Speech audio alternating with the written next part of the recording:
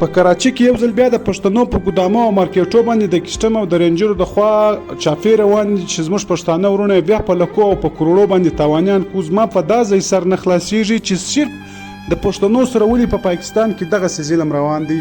هر ځای چې پښتون وي هغه به په پاکستان کې تباه وي. تاسو ودې ته وګورئ په کراچۍ کې صرف د پښتنو پر ګودامو او مارکیټو باندې د کسټم د خوا چاپې وول سي، زموږ پښتانه ورونه هلته په کروړو په حربو باندې تاوانیان سي.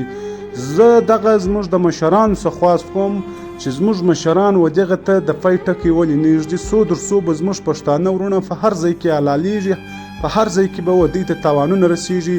تاسو یې فرض کړئ حول زموږ د چمن مسله چې ده 8-9 میاشتو ته ورسېده چې موږ ته خپل حقوق نه میلاویږي، ځکه چې موږ پښتانه یو. دغه د چمن بارډر که اوس په پنجاب کې وای د دې مطالبه به درېیمه ورځ منل سوې وای، هغه سیمې ته به پر شناخت کارت او پر تذکره باندې اجازه ورکول سوې وای، ځکه چې موږ پښتانه یو دلته پر بارډر پراته یو، زموږ مسله نه حل کېږي.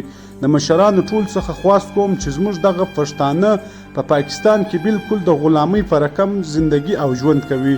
ویډیو پیغام پر مخ دومره نشر کړئ چې د ټولو پښتنو پورې ورسېږي او ټول پښتانه ورونه د کراچۍ د راووځي د دغه کسټم او رینجرو خلاف احتجاجونه وکړي چې صرف ولې د پښتنو پر ګودامو باندې چاپېول کیږي، ولې صرف پښتنو ته پلانینګ جوړ دی چې هر ځای پښتانه وي د هغو ماشي قتلیام روان دي، د هغو سره ظلم کیږي. د معلوماتو دپاره زموږ سنګر نیوز در سره فالو.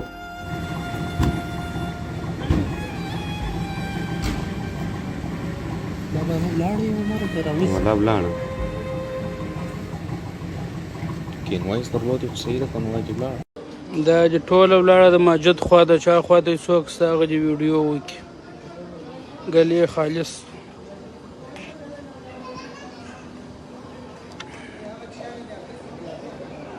ته لاسونه ایسته کوي.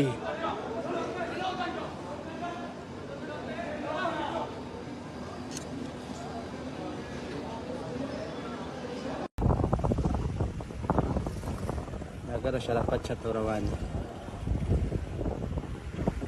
هغه د مزدوران دي، مزدوران او سره د شرافت چته ګرځون روان دي، شرافت چته ګرځون روان دي. هغه هوا د غټ غټ شان چکو پامپ ماته هغه ګرځول